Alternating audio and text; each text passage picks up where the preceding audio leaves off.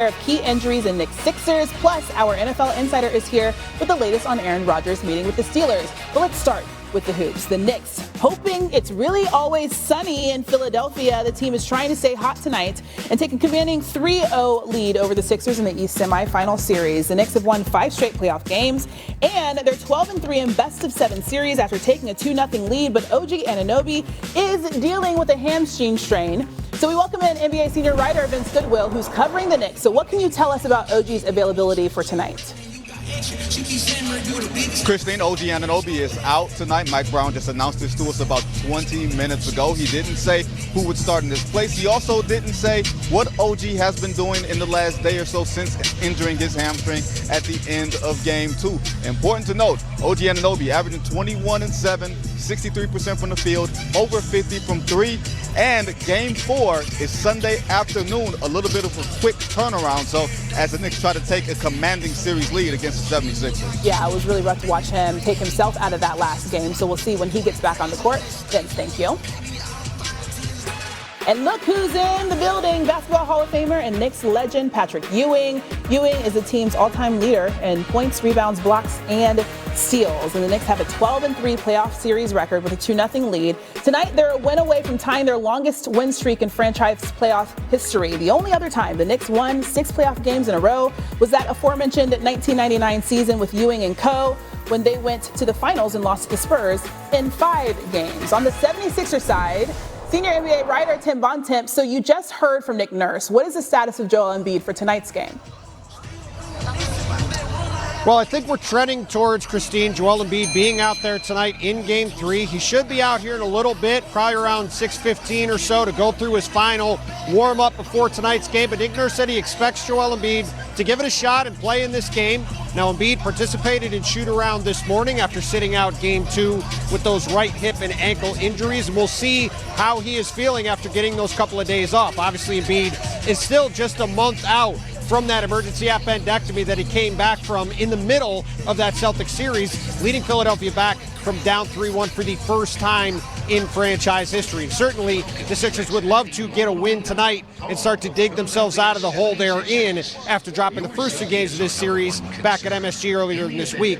We'll see if Embiid's out there to help them do so. Yeah, that would be huge for them. We have to talk about something else that had Embiid in the headlines. He asked Philly fans earlier this week not to sell their tickets to Knicks fans, saying, quote, "Don't do it. We need you guys. If you need money, I've got you." So how successful was he in trying to create a big home court advantage? Well, we're going to find out in a little bit here. Christine, fans are starting to file into Xfinity Mobile Arena. However, I expect there to be a whole lot of New York Knicks fans in this building tonight. 2 years ago, the reason Embiid brought that up after their Game 7 win in Boston on Saturday night is because this place, as he said, felt like Madison Square Garden East. Now, the fact that it's west of MSG, we will set aside, but there were a ton of Knicks fans in the building.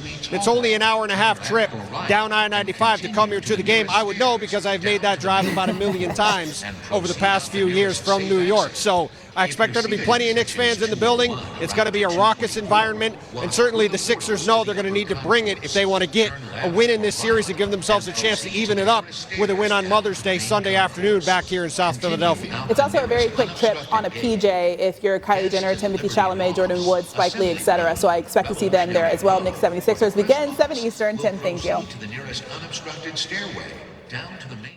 We now welcome in our NBA champion, Kendrick Perkins, for a little bit more. Okay, so ESPN Analytics gives the Knicks a 97% chance to win the series. So if Philly wants to try to defy the odds, what is the biggest key for them to start doing that? Well, the biggest key is their big man, Christine, and that's Joel Embiid. He has to be available in order for the 76ers not only to have a shot at winning this game, but winning this series, and especially Game 3 when you're in a must-win situation.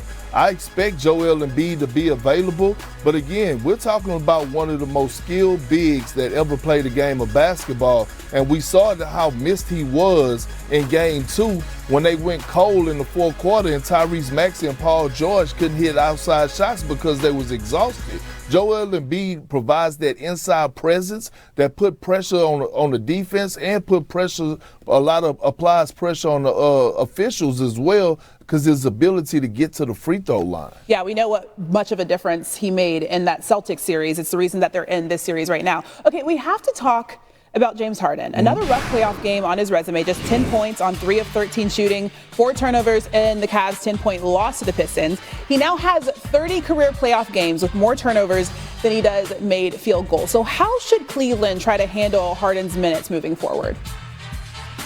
Well, to me, to be honest with you, he's been a liability on both sides of the floor. And I didn't like Kenny Atkinson's comments last night when he was talking about he's taking the blame because he needs to get his Hall of Famer more shots at the basket, because I believe James Harden only had 2 shot attempts in the fourth quarter. No, the deal is that you need to take him out of the starting lineup and limit his minutes as a bench and limit his minutes and bring him off the bench. It's too many times that the Cleveland Cavaliers, especially in this series, have come out of start the game and the second half when slow starts. You need to be the instigator and not the retaliator. And so Dennis Schroeder is the guy that you need to put into the lineup. He's going to bring a certain type of edge on the perimeter, defensively, offensively. He's going to bring that tenacity, and we saw what he did, especially against Orlando in one of those games, to help win a home game for them. So I wouldn't give James Harden that much leash. You have to shorten his leash and start to think team more so than James Harden and what he could bring, because you're down 2-0. Yeah, well, Donovan Mitchell said he's not worried. We'll see if they make it taking a 2-0 lead, but OG Anunoby is questionable with a hamstring strain. And look at how lucky we are. Michael Wilbon is here. Okay, so the Knicks have been good, right? 5 straight wins by an average of 28 points per game. What has impressed you the most about what they've been doing so far? Well, just sort of the adjustment they've made postseason, Christine. I mean, go back to game 3 against Atlanta, and you're starting to see a different Knicks team with a lot more ball sharing.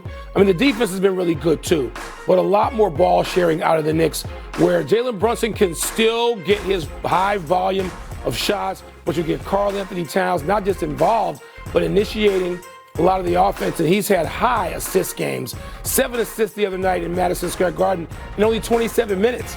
So when you have that and you have sharing, and you get everybody involved like that, the Knicks are a better team offensively without question.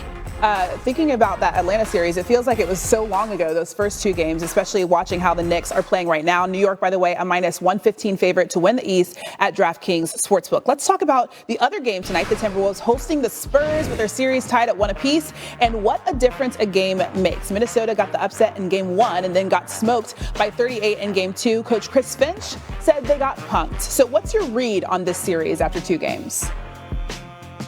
This series is contentious. This is great old school postseason basketball where you've got teams that are combative, and it was physical. I mean, San Antonio sort of had to show you something. I think most of us were waiting to see, okay, here's the inexperienced team, maybe not De'Aaron Fox, who we see shooting, but for the most part, an inexperienced team, certainly Harper qualifies as that, in terms of playoff basketball. What are they going to do in response to losing, albeit a last-second game at home in game 1? I'm not going to say it was a must-win, but it was a need to win for Mr. Wembanyama and San Antonio. They did that, and now with that series moving to Minnesota, where Target Center is a difficult place to play, and let's face it, Minnesota has something of a chip on its shoulder. They have had really tough playoff series and a couple of successful ones against even the likes of the Denver Nuggets. We saw them knock them out of the playoffs when they were defending champs. So, you know, if we can see Anthony Edwards in that form, and if he's better, and if his knee is feeling better, that should be one contentious, heated game tonight in Minneapolis. Which is how we like it. San Antonio, a -350 favorite to advance. The winner of this series gets the winner of Lakers Thunder. And speaking of, let's go to last night's game in OKC. LA did some good things. Austin Reeves had 31, LeBron had 23, and they still lost by 18 to put them down 2-0 in the series. After the loss, JJ Redick complained about LeBron not getting calls. LeBron has the worst whistle of any star player I've ever seen. I mean, I've been with him 2 years now. You know, there's, again, the smaller guys, because they can be theatric, they typically draw more fouls, and the bigger players that are, you know, built like LeBron, it's hard for them. But he gets clobbered, and he got clobbered again tonight a bunch. I mean, guy gets hit on the head more than any player I've seen on drives, and it rarely gets called. How do you feel like the officiating was a factor in those runs that they were able to put together, the Thunder were able to put together? We're down 2-0. Okay, well, Bon, what did you think about what you saw in OKC last night? That's playoff basketball. That's playoff lobbying, right? I mean, so J.J. Redick didn't do anything that we haven't heard the great Hall of Fame coaches of all time do after games and on off days. And I mean, Phil Jackson and Pat Riley and Chuck Daly and Greg Popovich. I sat in a lot of post games in my life and heard similar things. I'm not buying that only other guys are theatric, because nobody is as theatric when it comes to foul calls as the Lakers' own Luka Doncic. Obviously, he's not playing right now. And then you know what? The last 5 or 6 years, LeBron's on that short list too. Both of them are theatric.